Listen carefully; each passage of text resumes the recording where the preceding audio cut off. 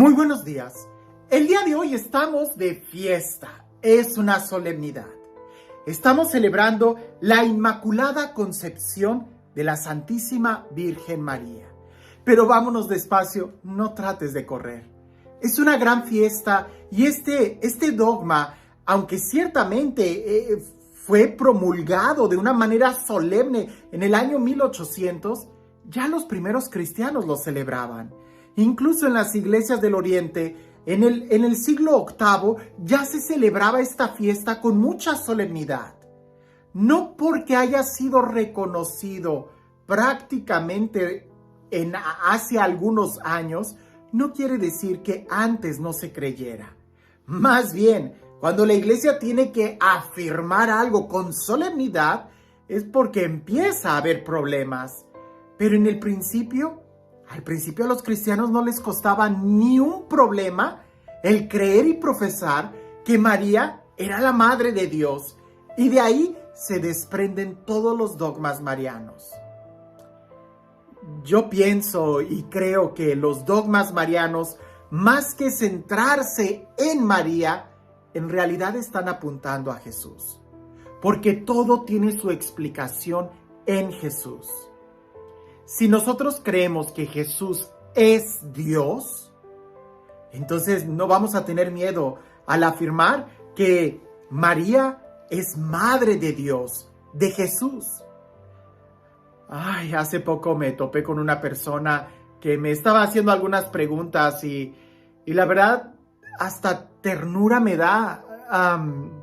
Definitivamente yo no quise continuar la conversación, pero hasta me daban ganas de abrazarlo y decirlo, ya, tranquilo, todo va a estar bien.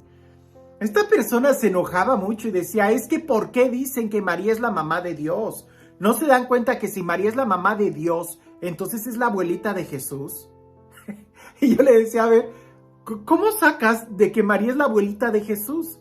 Y dice, pues sí, porque si Jesús es hijo de Dios y María es madre de Dios, entonces María es la abuelita de Jesús. Le dije, pero entonces tú no crees que Jesús es Dios. Y él dice, ¿cómo? Le digo, y le empecé a mencionar muchos textos bíblicos donde Jesús es Dios, se presenta como Dios. Los evangelios hablan de que Él es Dios. Simplemente leer el prólogo de San Juan.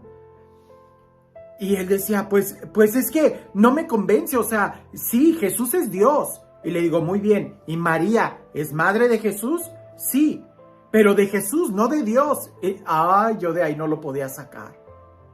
A veces nosotros nos ofuscamos tanto en algunos pensamientos que se nos olvida que la fe es precisamente eso, fe. Sí tenemos que dar razones de nuestra fe. Y precisamente el dogma es todo, pudiéramos decir, un cuerpo científico en la forma en cómo está desarrollado el pensamiento para señalarnos una realidad. Pero al final del día es simplemente abrirnos a la admiración. Quiero leer el Evangelio. Y para esta fiesta yo creo que la segunda lectura es la que más me gustaría predicar, pero pues hemos estado reflexionando los evangelios aquí en YouTube.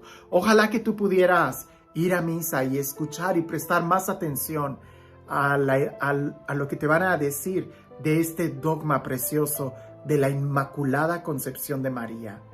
Pero leamos el evangelio. Dice así: en aquel tiempo, el ángel Gabriel fue enviado por Dios a una ciudad de Galilea llamada Nazaret, a una virgen desposada con un varón de la estirpe de David, llamado José. La virgen se llamaba María. Entró el ángel a donde ella estaba y le dijo, alégrate, llena de gracia, el Señor está contigo. Al oír estas palabras, ella se preocupó mucho y se preguntaba qué querría decir semejante saludo. El ángel le dijo, no temas, María, porque has hallado gracia ante Dios. Vas a concebir y dar a luz un hijo, y le pondrás por nombre Jesús. Él será grande y será llamado Hijo del Altísimo. El Señor Dios le dará el trono de David su padre, y él reinará sobre la casa de Jacob por los siglos, y su reinado no tendrá fin. María le dijo entonces al ángel: ¿Cómo podrá ser esto, puesto que yo permanezco virgen? El ángel le contestó: El Espíritu Santo descenderá sobre ti, y el poder del Altísimo te cubrirá con su sombra. Por eso, el santo que va a nacer de ti será llamado Hijo de Dios. Ahí tienes a tu parienta Isabel, que a pesar de su vejez ha concebido un hijo y ya va en el 6º mes, la que llamaban estéril, porque no hay nada imposible para Dios. María contestó: Yo soy la esclava del Señor, cúmplase en mí lo que me has dicho.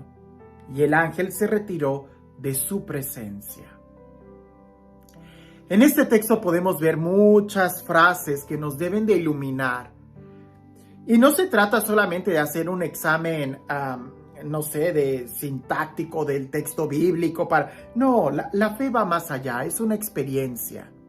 Pero si tengo la Biblia en griego, en algún otro video, yo te mostré la Biblia abierta y te decía las palabras que se usa y el lenguaje, ¿verdad? Esa frase, como el ángel le dice, que charitomene, o sea, la llena de gracia, no es una buena traducción, porque la conjugación en griego implica una acción constante, algo así como lo que nosotros tenemos como el presente perfecto, ¿verdad? Decíamos las terminaciones ando, yendo, estoy comiendo, o sea, en este momento estoy comiendo. Bueno, en griego hay un verbo, una conjugación que implica el pasado, el presente y el futuro. Es una acción constante. Y estas conjugaciones no se utilizan mucho. Por eso en el español no lo tenemos. En el inglés tampoco tenemos este tipo de conjugaciones. Pero en griego sí está. Y es ahí donde el ángel le dice a María, la llena de gracia. En el español entendemos que la llena de gracia es como que en ese momento, lo que puede decir o lo que pudiera significar que antes no o que después quizás no. Pero así no está en el idioma original. En griego, si leemos la frase, nos da a entender que antes, ahora y después, ella es la plenamente llena de gracia. Vaya, qué saludo le da el ángel a María. Luego, en todo este contexto donde se desarrolla ¿quién será él? ¿Será llamado Hijo de Dios? ¿Será el Salvador, el portador de todas las promesas del Antiguo Testamento? Pero al final, como el ángel le dice, no hay nada imposible para Dios. Y aquí nosotros pudiéramos hacer un alto y reflexionar de una manera sencilla. Dios pudiera redimir a alguien. Sí, porque no hay nada imposible para Dios. Pero no nos centremos en María. Enfoquémonos en Jesús. Jesús es Dios hecho carne, como dice el prólogo de San Juan. La palabra se hizo carne. La palabra era Dios. La palabra estaba con Dios. Y la palabra se hizo carne y puso su morada entre nosotros. Está hablando de Jesús. Dios se hace carne. ¿Para qué? Para que Él, asumiendo nuestra naturaleza, pudiera salvarnos en la cruz. Pero la carne que Jesús tenía que tomar, por supuesto, tenía que ser 100% humana, ¿verdad? Pues no es un extraterrestre que bajó y ya apareció aquí. Tenía que ser 100% humano. Tenía que nacer exactamente como uno de nuestra especie. Pues lo que no se asume no se redime. Por eso nació en una mujer. Y en este sentido, sin entrar en los demás dogmas, la carne que Jesús tomó tenía que ser libre de pecado, porque si Jesús nacía en pecado, entonces ya no podía salvarnos. Él que no cometió el pecado, dice la carta a los Hebreos, murió por nosotros. El justo muere por nosotros. Él paga el pecado, Él paga la culpa de nuestro pecado. Él no tenía que tener pecado en su carne, de ninguna forma. Y si recordamos el Antiguo Testamento, la paga o la culpa del pecado se iba heredando. Por eso Jesús no podía heredar el pecado de ninguna forma. Pero, entonces, ¿cómo le iba a hacer con María? Bueno, ahí es donde entra este dogma de la Inmaculada Concepción. Sabemos que Jesús va a salvarnos, sabemos que Jesús es el Hijo de Dios y sabemos que era necesario que Jesús no tuviera pecado. Y con el saludo que el ángel le da a María, nos queda claro que María fue, pudiéramos decir, rescatada del pecado antes de que ella misma empezara a crecer. Por eso la Inmaculada Concepción no se está refiriendo a Jesús, se refiere a María. Cuando María, podemos decir, se concibe en el seno de su mamá, de Santa Ana, en ese momento María es prerredimida, se le aplica la salvación, nos decía un profesor. Es como si ahí en el vientre de la mamá de María, en Santa Ana, en el momento en que María, la Virgen María, va a ser concebida, es como si en ese momento la hubieran bautizado. ¿Pero cómo? Si el bautismo todavía no existía. Para Dios no hay nada imposible. Dios no es como nosotros. Dios ve el presente, el pasado y el futuro al mismo tiempo. No es como nosotros. Por eso muchas de las profecías del Antiguo Testamento hablan como en un sentido de presente, porque Dios todo lo ve en presente. El futuro, pudiéramos decir, Él es Dios. Ahora, no se trata de méritos o virtudes de María, se trata de la necesidad de Jesús para salvarnos. Ahora, aunque pudiéramos nosotros entender esto, porque hay que dar razón de nuestra fe, del por qué decimos que María es inmaculada desde el nacimiento de ella, desde su concepción, ella no tuvo pecado, no por méritos de ella, sino que a ella se le aplicaron los méritos de Jesús, de su muerte. Ella, mira, no es incluso tan difícil de pensar. La primera persona que recibió a Jesús, ¿quién fue? María. La primera persona que lo escuchó, María. La primera persona que lo dio a conocer al mundo, María. Pues no debiera de ser ella la primer redimida. Pues claro, y eso fue incluso antes de que Jesús naciera.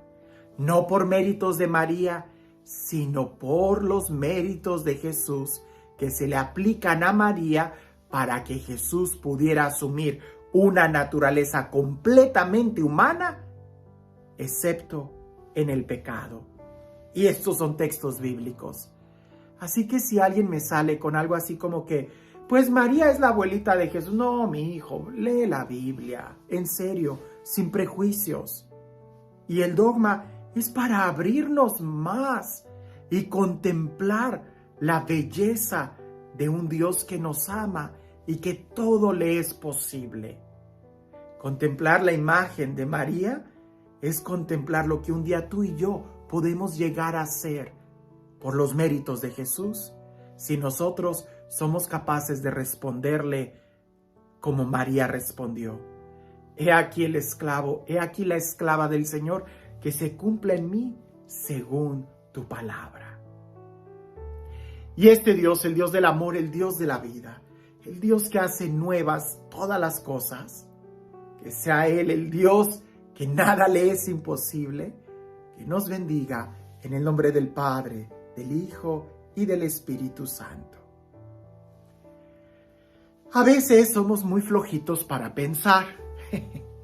Pues bien, si yo te invitara a que pensaras en un momento en el tamaño del universo, que hicieras ese ejercicio mental de pensar qué hay más allá de las estrellas y más allá y más allá. Llega un momento de estupor, de asombro. Si yo te invitara a que trataras de sumar números y sumar números hasta que llegaras al final de la suma, pues te darías cuenta que nunca acabarías. Llegaría un momento de estupor, no lo sé, de mareo al contemplar algo tan grande. Los dogmas en ningún momento quieren cerrarnos la mente, más bien quieren ayudarnos a contemplar algo mucho más grande. Nos señalan el camino a la contemplación. En la Sagrada Escritura está escrito que incluso María no entendía todo lo que sucedía. ¿Recuerdas, por ejemplo, cuando Jesús fue perdido y hallado en el templo? Y que le dice, te hemos estado buscando, y que Jesús le responde, ¿no sabéis que debo de estar preocupado o en las cosas de mi Padre? María, dice el texto, no entendió, pero guardó todas esas cosas en su corazón. Hoy guardemos este dogma en nuestro corazón y abrámonos a la contemplación. Y quiero decir que el día de ayer quedé yo también muy sorprendido, muy sobrecogido, yo creo, al ver la respuesta de todos aquellos que se unen al reto de leer la Biblia completa el próximo año. Yo creo que este video ya estamos casi en los 17 minutos. Yo creo que en otro video voy a empezar a explicar un poco en qué va a consistir, pero pues vamos a darle. Y invita a todos los que puedas invitar a que se unan a este reto, que es eso lo que debiéramos de guardar en nuestro corazón, la palabra de Dios. Que tengas un excelente día.